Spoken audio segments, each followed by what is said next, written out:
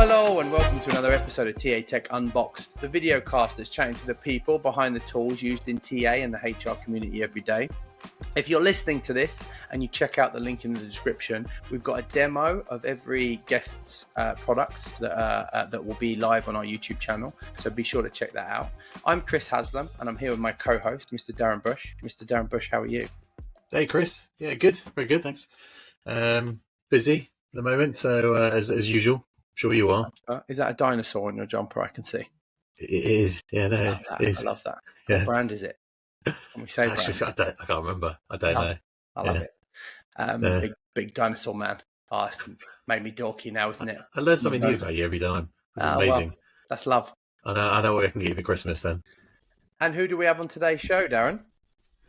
So, hey, Chris, we have Molly Johnson-Jones, who's an expert at all things flexible work. He's one of LinkedIn's top voices on work-life balance and is co-founder of Flexa, which is where every flexible company gets discovered. Flexa is relied on by more than 1.7 million users in 100 different countries to find roles that meet their needs, and works with the likes of Mars, Virgin Media, OT, and TUI to showcase genuinely flexible working environments. Welcome to TA Tech Unboxed. Thank you very much for having me. Delighted to be here. Was that 1.7 million users? We're now at 1.9. Yeah. Congratulations. That's impressive. Thank you very much. Yeah, it's been huge growth from that perspective, yeah. Probably so far, right, Darren, most users we've had on the show. I mean, we haven't asked the question very often, but that's a lot of users. So can you tell us about yourself? Give us a bit of an intro. Absolutely.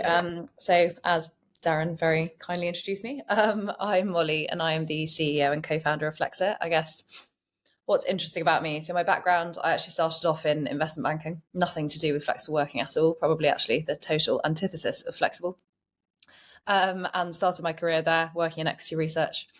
I then moved into market research and consultancy before co-founding Flexa, but the reason for us starting was actually because of a health condition that I have, rather than it coming out of nowhere. It was very much trying to solve a problem that I saw in front of me, of desperately needing to work flexibly, but never being able to find out which companies would offer it. Fascinating. So just to slow that down a little bit, investment banking, was that UX user research, you said? Equity research, so valuing large supermarkets all over the world, niche. When obviously looking at doing our research about your experience, your background, one of the things that came up, you were looking to work from home 1 day a week. Yep. And that was due to your autoimmune condition. And was that really the inspiration, the start of where Flexa started? Yeah, exactly. So since I was about 18, I've had funny symptoms where like my hands swell up, my feet swells up, my face swells up, and it's very difficult for me to walk. And back when I was kind of in my late teens and early 20s, that was happening about once a week, and it was really quite severe. That, you know, if I was lucky, I could wear like slippers on my commute and manage to get to work because it wasn't too painful too. But there were other days where, you know, I physically couldn't walk at all. Like I remember days where I'd have to like put cushions from my bed to the bathroom to be able to walk and like stand up, and it was really bad for about 7 years, from about 18 to 25. And so obviously going into investment banking, maybe not the wisest choice, but, you know, I really wanted to do it. I thought I'd wanted to do that since I was 18. And I hated the fact that I had an autoimmune condition that was going to stop me doing anything. So I'm also incredibly stubborn, and still decided to go into that career pathway, despite a lot of people advising me against it. I kind of struggled through for about 18 months. And eventually I was offered to be able to request to work from home 1 day a week when things were very bad. Sometimes it was twice a week, sometimes it was only like once a month, like it really varied, but on average it was about once a week. So I absolutely jumped at the chance, and I was sent to an occupational health therapist to assess me, make sure that I wasn't lying, I suppose. And he recommended that based on the severity of my condition that I be registered as disabled to protect me from discrimination. And thank God he did, because 10 days after that conversation, I was called into a meeting room. I was given a settlement package and told to leave immediately, and told that I'd been consistently underperforming and now I had to go. So I then got plunged into trying to find a role that wouldn't do the same thing again, because it's incredibly frustrating. And I was only 23, so I really thought that it was kind of my fault, and maybe I shouldn't have said anything, and maybe I should have just carried on.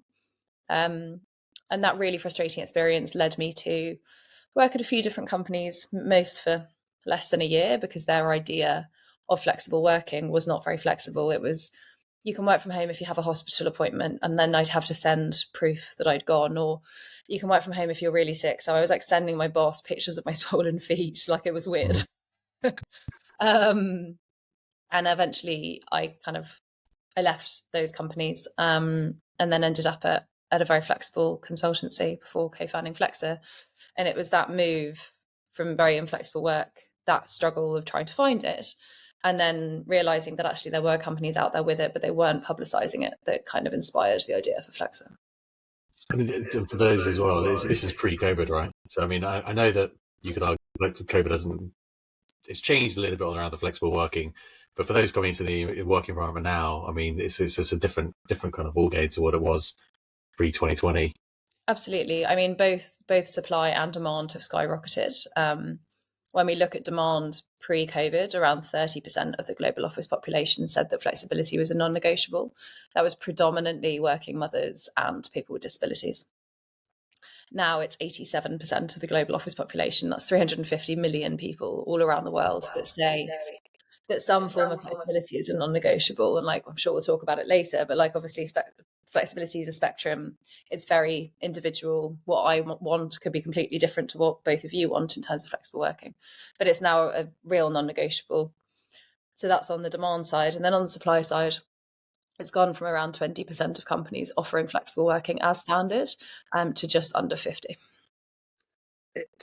I mean, unbelievable shift, right? I don't think we'll ever see a shift like that again. And I find this conversation at times can be frustrating, right? The definition of flexibility is often completely different. Like Darren's understanding of it, my understanding of it, and definitely your understanding of it, Molly, which is obviously incredibly more informed than we are, of flexibility. So what do you class flexibility as?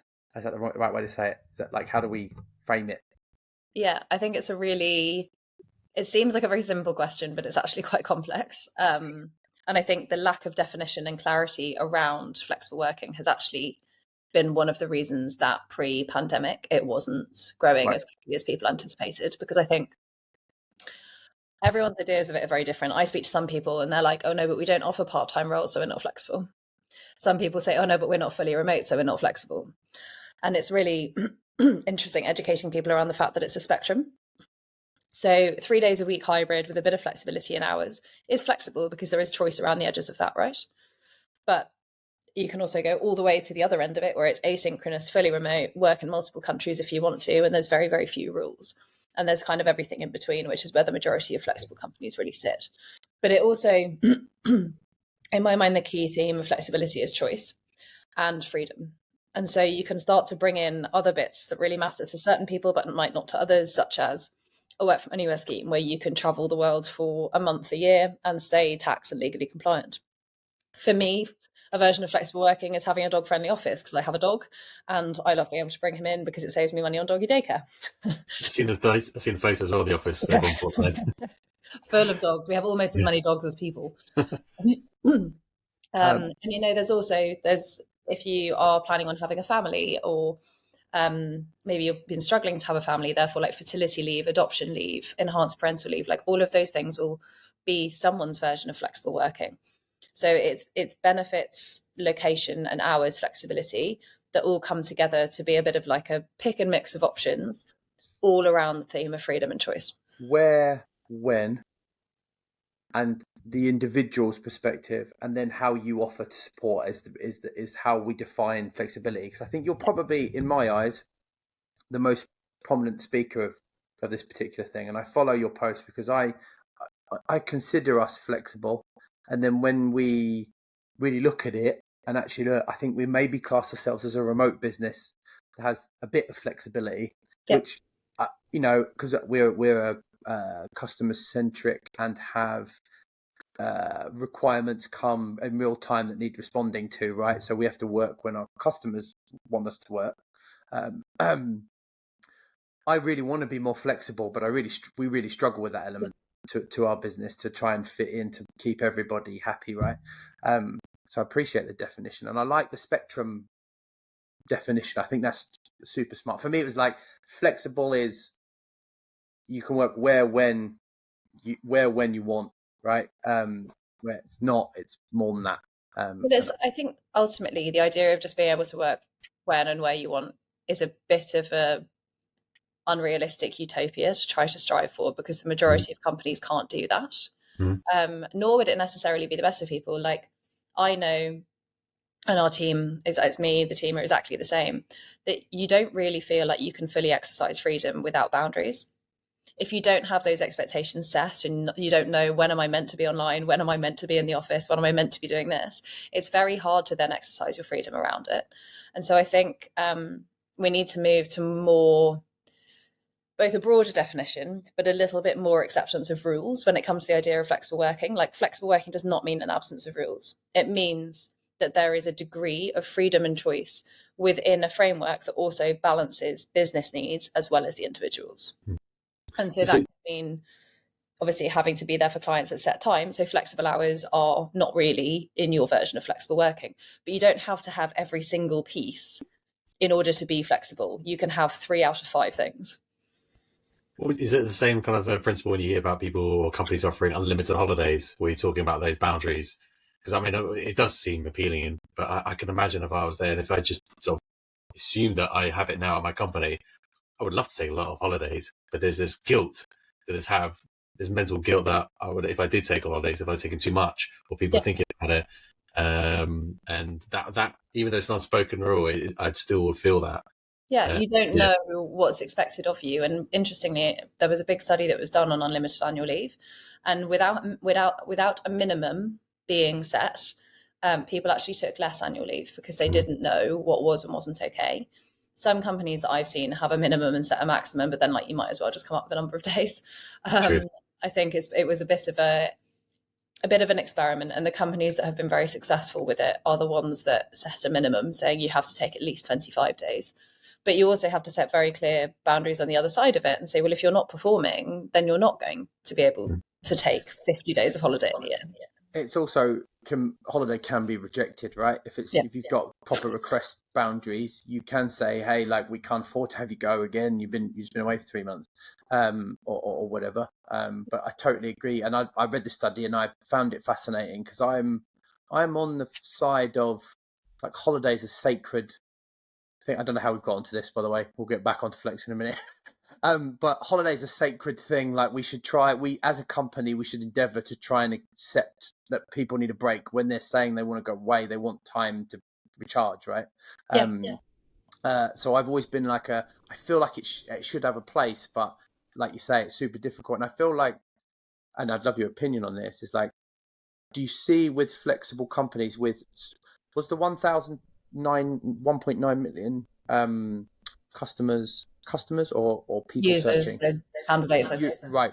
So of the companies that don't, how do you find they are dealing with, like, I can imagine leadership have to be really well trained, engaged and understanding, and like there's a demand right back on the company to be better, which is hard, which is why I think most companies are scared to embrace more flexibility. It's actually a fear of not being able to, I don't know, not control it, but not, still be efficient.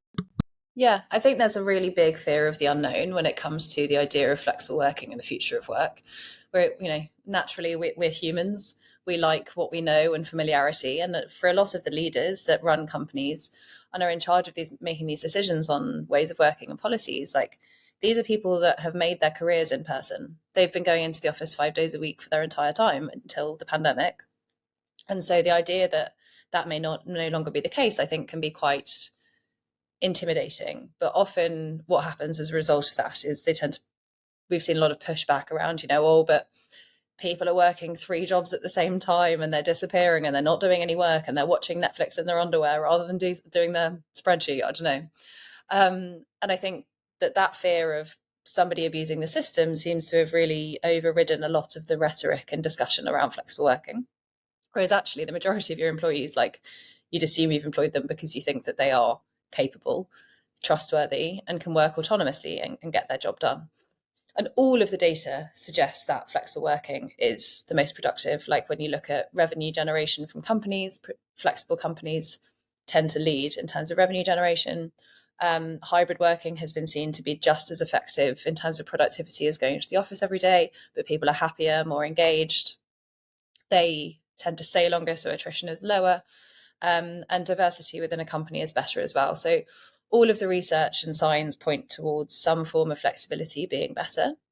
But there's a lot of adjustment, not just mentality, but like literal adjustment in terms of systems, in terms of management, in terms of intentionality as well, that has to come with the adoption of flexible working to make it work.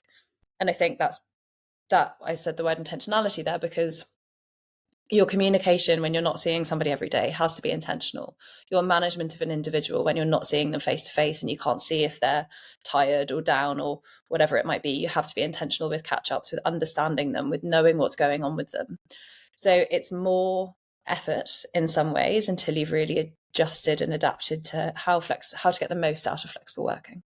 And I think for a lot of leaders, that just sounds like a lot of hassle.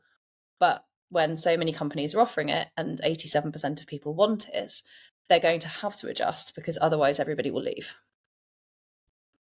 Which we saw a bit of, right? In the last 12 months. When the boom was had taken place last year, you definitely saw that. Yeah. Can I ask, in terms of going back to Flexa, how it started? You worked some equity research, you did some strategy, and then you co-founded a company. In theory, that flexible working, you haven't had the background before, hadn't probably had to come through recruitment at all before. Set up your own company. What was the learning experience for you with Flexa? Absolutely huge. When you found a company and you've got no money because you haven't got any backing at that point, you're just trying to make it work. You become everything. Thankfully, I have two incredibly talented co-founders, so one of whom is my husband. And his background was like accountancy, and ran the UK and Ireland business of Betfair, actually. So he has a lot of general management experience. I think if that side of the company was done by me, we would have got out of business a very long time ago. Terrible with money and not organised enough. So we had that side of it, and then Tim and a career earlier in finance. Yes. There's other people's monies though. That's okay. Exactly. There's difference there. Not my own. And Tim, who's our technical co-founder, who was actually a previous founder as well. He exited his research automation business to Oliver Wyman. So we had a big mixture of skill sets, but you still are everything within a company. Your marketing, your content writing, your fundraising, your selling. And I think that one was probably the biggest learning experience for me, was the sales side. So I still kind of lead sales. I'm not involved in every sales call anymore, but I used to be. And I never sold anything before in my life. And it's very specific, like getting to know the needs of TA, DEI, and talent leaders, understanding what their pain points are, understanding how to educate, how Flexa kind of goes into that, was probably the biggest learning curve for me, because I went from being incredibly ineffective at it to not being too bad. And that's obviously a frustrating learning curve because it has to happen very fast, because the success of the business hinges on that. But yeah, it was an interesting one of deciding to start a business that I didn't really know anything about the industry, but I could see that the way that we do it is broken, and it's really not adapted to the needs of a post-COVID, very flexible world. How did you validate the business at the beginning then? So what point did you realize, I think we're onto something here? So we created a landing page, and I started posting about it on LinkedIn. We created a landing page saying Flexa's launching, because we couldn't launch with nothing. We needed some companies on for free, and we obviously needed some people that were interested in flexible working, to find those companies. And within 2 weeks, we had over 2,000 waitlist registrations, which was pretty amazing. That's good validation right there. I bet what was probably the kitchen office at that point. Oh yeah, I mean, was it's absolutely pumping. I bet I was absolutely pumping when you had that. What was the time frame? 2 weeks. 2 weeks. Oof. I mean, that's unbelievable. You've beaten Adam Gordon's numbers there, and he's had a super impressive start to his to his new product. I don't know if you've seen much of Poetry, but they've got some like 250 customers using the platform. But I mean, you've again gone top twice in one show. What then, like in those early days, like, can you talk a little bit about like it wasn't Flexa's not the same as it looked like in 2020, right? So you've got the landing page, you've got 2,000 people saying, hey, we're interested in telling the world we're flexible. What was stage 2?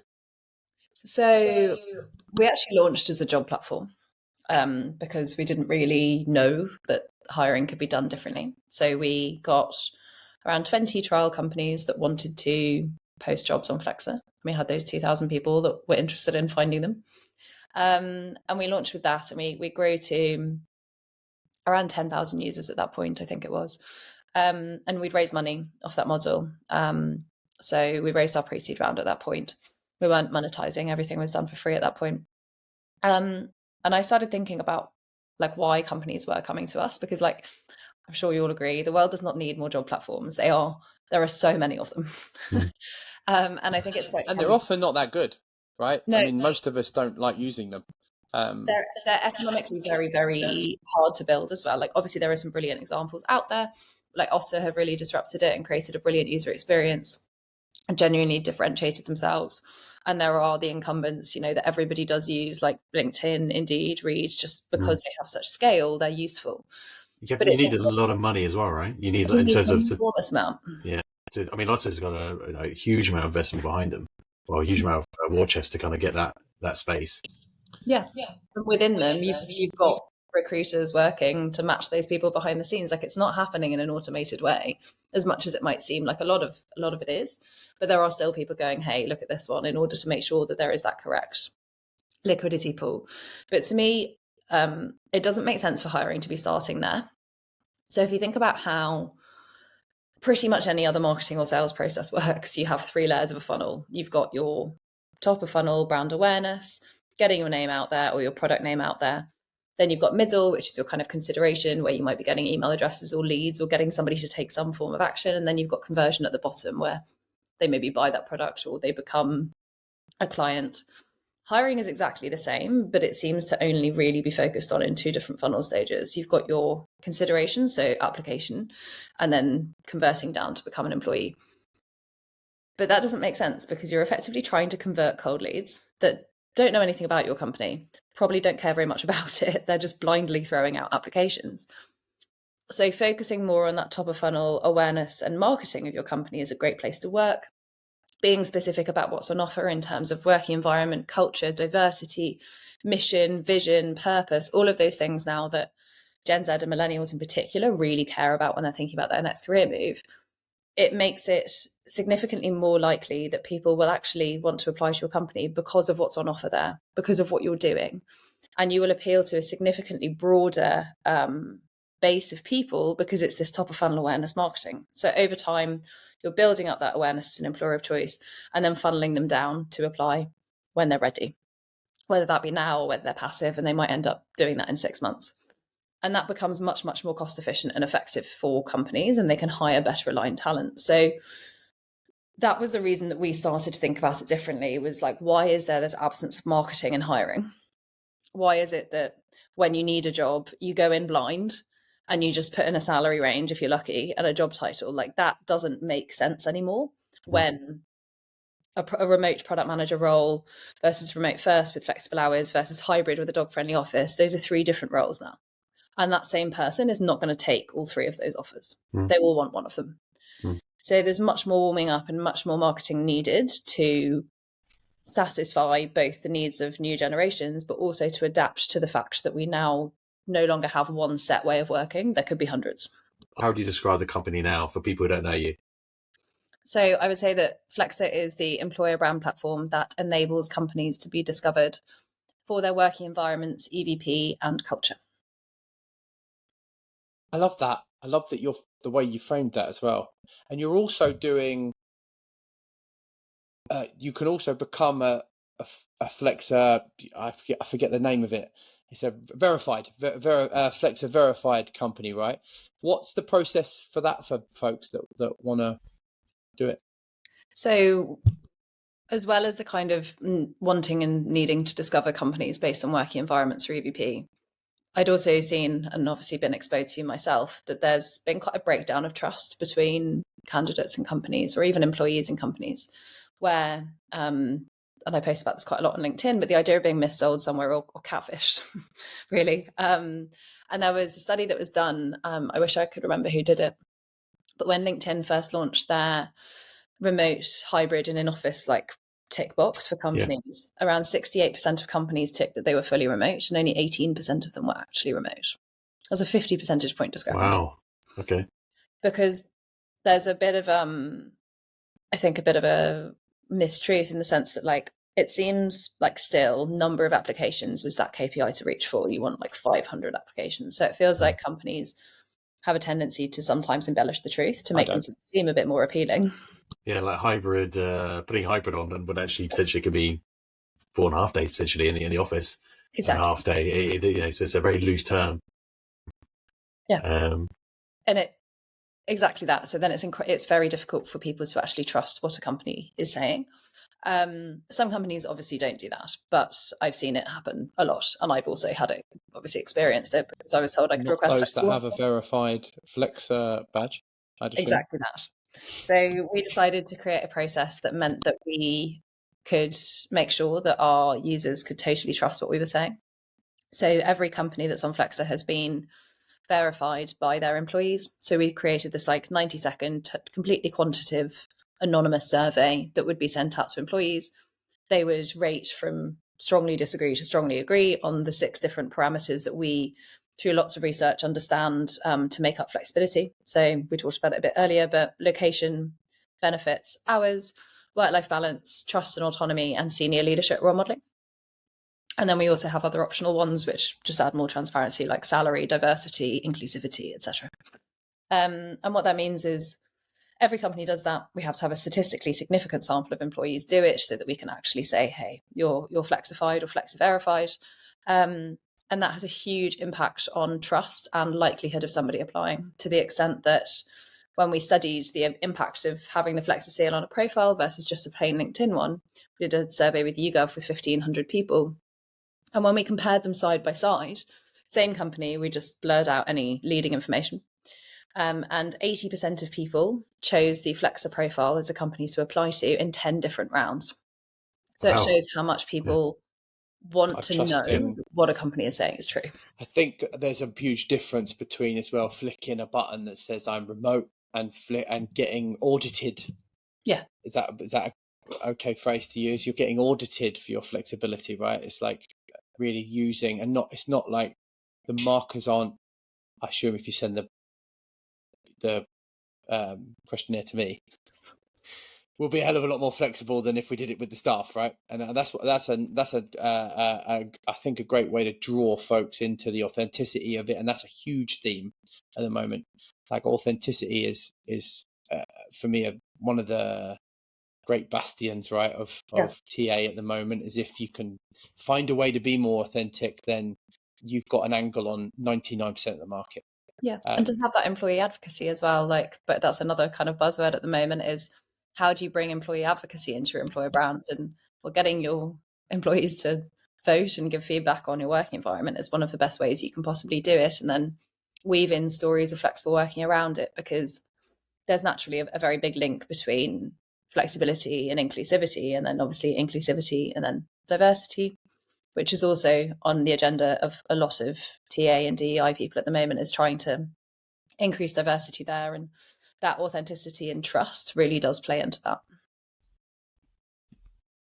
Is this an annual process you do? Is anyone being stripped of this of the badge, of Flexa badge? It is annual, yes. We're actually moving to it being consistently rolling.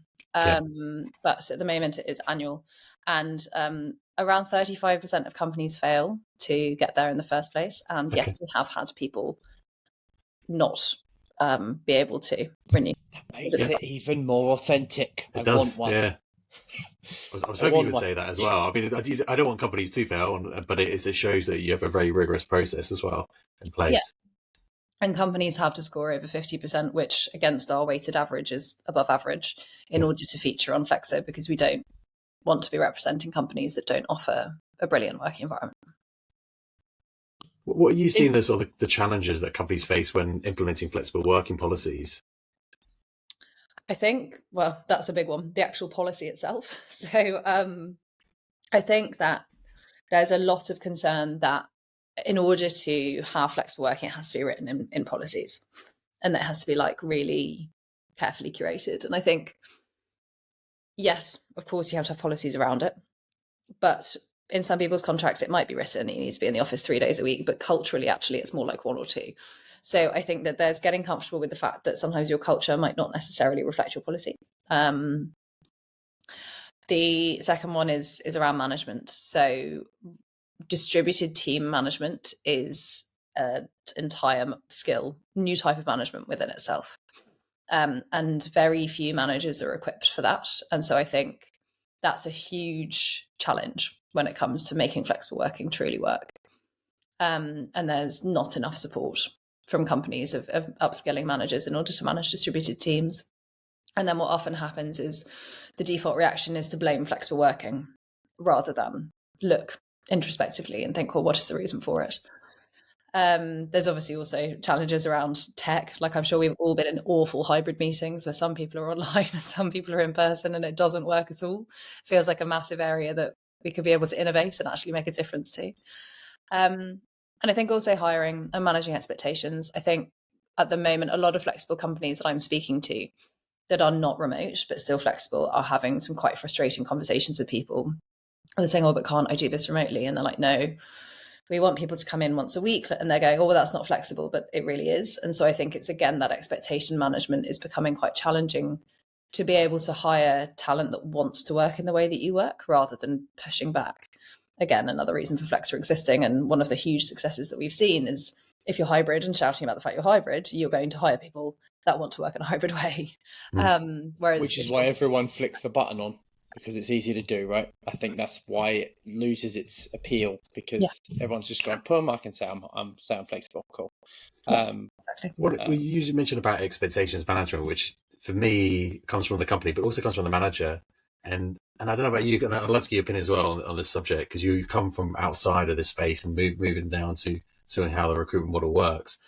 But as an employee, as a candidate, and you apply to a job, you hear nothing about the manager, and yet that's the person you're going to be working with. They're the ones who obviously set the expectations. They're the ones who set the culture as much as the company has, but they're the ones who sort of dictate in terms of how people work.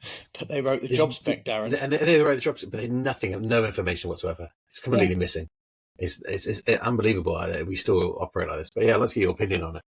Yeah, I think ultimately the more transparent a company can be and set expectations up front, like you wouldn't decide to go on a third date with somebody without really understanding who they are. So why do we expect to go through third interview and really commit to those processes? And some different companies do it brilliantly in different ways. And I think it does all really come back to employer brand of shouting about culture, shouting about managers, enabling people to actually speak to them quickly.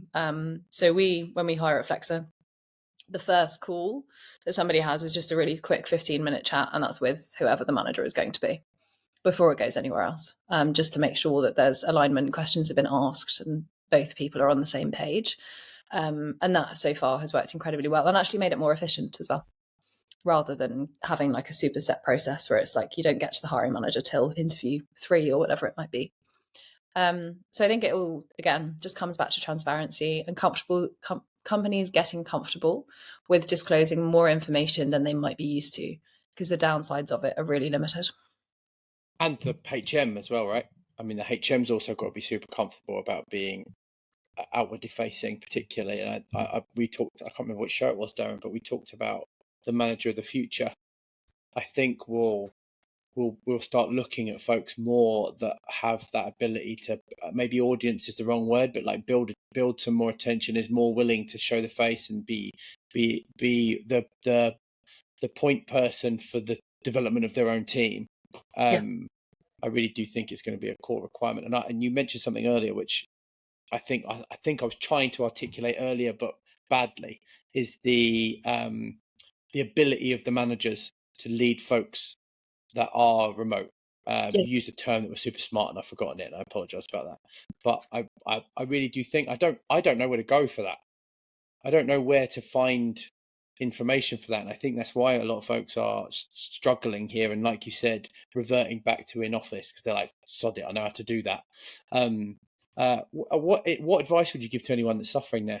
Like, yeah, I mean, ultimately, companies should be using L&D budgets and those kind of things for managers to upskill them and train them in those areas. I think it's very important, and far more important than a lot of training that other managers might kind of be sent on. I think remote and distributed team management requires a much more human approach to management. It's not as simple as like, I've seen you at your desk, you've been here 9 a.m. until 8 p.m. That means you work really hard. You can't use presenteeism as a proxy for performance. You have to actually know which KPIs to set, know what markers and goals will mean that you have a good employee who's working hard. You need much more communication between two people, whether that's on Slack, regular comms, feeling the person you're managing feeling comfortable to be able to come to you and have a chat and ask questions in a written format, as well as obviously jumping on calls and things. And definitely I've seen some very bad management where remote managers have said, oh, well, we'll just leave everything to a weekly catch up. Like, that doesn't work when you can't see somebody all the time. There needs to be constant dialogue. An awareness of how somebody works and how somebody kind of likes to work. So I think it's regular check-ins, managing expectations, and setting proper, tangible goals rather than just like, oh, I don't think you're doing a very good job, or I don't think you've been working very hard at the moment. Like, how do you know that? Why do you know that? So we run heavily with KPIs. And then the minimum requirement for folks to care about this stuff, right, as well. Yeah. Like, and make it measurable, because if people are held to something measurable, then there's not really an escape. Love it. I mean, it's such a fascinating subject. There's so many things we could cover in here, and we'd love. Yeah. Go on, Darren. You recently posted about adopting a skills-based approach. I'd love to hear your thoughts on what that looks like for a company. Yeah, I've had a lot of questions around it because it's an interesting kind of theme that I've seen emerging within HR and TA. So for a really long time, I think hiring has just been based on job descriptions, like, oh, you are a senior product manager. That means you're going to come and do a senior product manager role. But that makes it very, very hard for people to ever switch careers because they're always just given this job title and that's all that they will stick to. It also, I think, makes it quite hard to understand, again, based on like performance, when somebody really is doing a good job, because what skills are they using? What are they contributing to the company beyond that kind of job description and knowing, oh, I need a product manager, so I'm going to get one. And I think also it's particularly interesting in times of like now, where we're obviously in a macroeconomic downturn and lots of companies are changing shape and getting rid of some people in certain teams and not others, and it makes it really difficult to retain like your A players, for lack of a better term, because you're like, oh, well, they are an HR person, they are a product manager, and it's very much like put into boxes. Whereas if you can look at the skills that somebody possesses, it could be that there's somebody who's been in comms who actually would be really good being repurposed into marketing, or a customer success manager knows the product inside out. They could be a brilliant junior salesperson. So it's looking more at the skills that somebody possesses in order to utilize them best at any time, any given time, depending on business needs, and also for individuals that maybe aren't in quite the right role, but they possess the skills to be able to move slightly across. So I think there are huge benefits from a hiring perspective of being able to hire different talent to just somebody with the same job description or job title, and also from a repurposing and retention perspective as well. It's a huge shift for companies to do, and a shift in mentality as well. So from managers to move from a kind of a job title focused model to a sort of skills focused one. Have you got an approach, or how would you do that? How would you recommend companies move to that? I think starting off quite simple and actually fully understanding the skills that you need for a role. So I think starting to adopt a skills-based approach by just first of all understanding what somebody's job actually is. I know a lot of people that manage people, they don't really understand who they're managing and what they're meant to be doing. Gone for me. Just got juicy then, didn't it? It just became it just started with the juicy bit, and then. So I think adapting and adopting a skills-based approach, you can start pretty simple and just basically understand, first of all, what are the skills that are needed in a job when you're hiring. Because I know a lot of hiring managers and people that have managed people, they don't really understand what those people that they're managing really do and whether or not they're doing a good job. So, which is quite scary. But, if you're looking at, say, a social media manager, it's not just that they're good at posting on social media. They've got to be good at copywriting. They've got to be good at engagement and community management. They've got to be good at creative. They've got to be able to have basic Canva or sketch skills, whatever that might be. They've got to be really good at time management and scheduling, not let anything slide. There's a list of different skills that you can have that go beyond tasks. So it's moving from you need to be able to post on Instagram twice a day to all of those skills that enable the posting on Instagram twice a day. So it sounds really simple, but it's very rarely an approach that's actually taken. And what that then means is, obviously, over time, you understand the skills that somebody has. And then if they go through training or they're doing a slightly different role, they'll add to their skills pot. And you can do that on a smaller scale where it's self-identified or manager identified, or companies go through these huge skills mapping processes where they'll basically do it for the whole organization and have banks of different skills. The one skill that you particularly have, Molly, is personal branding. I think you've got 45,000 followers. I'd love to hear about your strategies and what you found effective in building your personal brand on LinkedIn. It's been a real learning curve. I think I started about 2.5 years ago with about 3,000 followers, which was just random connections, not actual followers.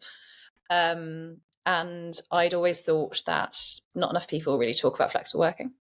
I don't think it's very normalized. I think it's really associated as, historically been associated as just for kind of women, working mothers, people with disabilities, whereas what we need is for flexible working to be much more normalized and understood by more people. And I also saw a really big opportunity to build awareness of Flexa. So I started posting 3 times a week, Tuesday, Wednesday, Thursday, when engagement was reportedly the highest, between 9 a.m. and 12 p.m. And just kept going on that most weeks, doing that kind of cadence. Posting about a big mixture of things: flexible working, gender equality, diversity and inclusion, and to some extent, a smaller extent, startups and that kind of journey. And it kind of just took off very quickly and went from 3,000 to 45,000 in about 2.5 years. It's been huge for us at Flexa. So much of our awareness and lead gen comes through my LinkedIn posting.